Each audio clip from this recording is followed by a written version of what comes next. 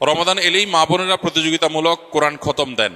অনেকে বিষয়টি বাড়াবাড়ি বলেন, কারণ হিসাবে যুক্তি দেয় যে দ্রুত পড়লে সহি হওয়ার সম্ভাবনা কম থাকে এবং অর্থ বুঝে পড়া ভালো। কথাটা কতটা যুক্তিযুক্ত? কোরআনে কারীম পড়ে শেষ করা, খতম দেওয়া এবং একাধিক খতম দেওয়া, বেশি বেশি তেলাওয়াত করা রমজান মাসে, এটা সালাফে সালেহ থেকে প্রমাণিত।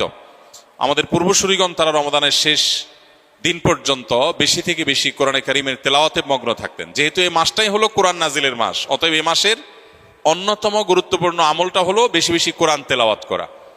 প্রতিযোগিতামূলকভাবে বেশি বেশি করে কোরআন খতম দিলে সেটা ভালো কিনা? উত্তর হলো অবশ্যই ভালো, তবে তার কোয়ালিটি যেন ঠিক থাকে।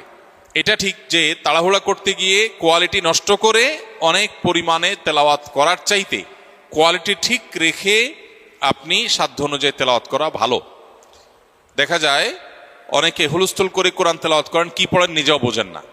খতম দেওয়া উদ্দেশ্য হয়, এই খতমটা অর্থবহ না। আল্লাহ তাআলা আমাদের আমলকে মাপবেন, আল্লাহ আমলকে গুনবেন না। কিয়ামতের দিন আমল গণা হবে না মাপা হবে? মাপা হবে। অতএব আমাদের আমলের কোয়ান্টিটি না, দেখতে হবে কি কোয়ালিটি। এজন্য তেলাওয়াত সুন্দর করে করতে হবে, কিন্তু আবার কোয়ালিটির কথা চিন্তা করে অনেকের খতম দেওয়ারই আর সুযোগ হয় না, সেটা দুর্ভাগ্যের ব্যাপার। এজন্য কোরআনে কারীম বেশি বেশি তেলাওয়াত করা প্রশংসনীয়, প্রতিযোগিতামূলকভাবে করলে সেটাও প্রশংসনীয়, বেশি বেশি খতম হলে সেটাও প্রশংসনীয়।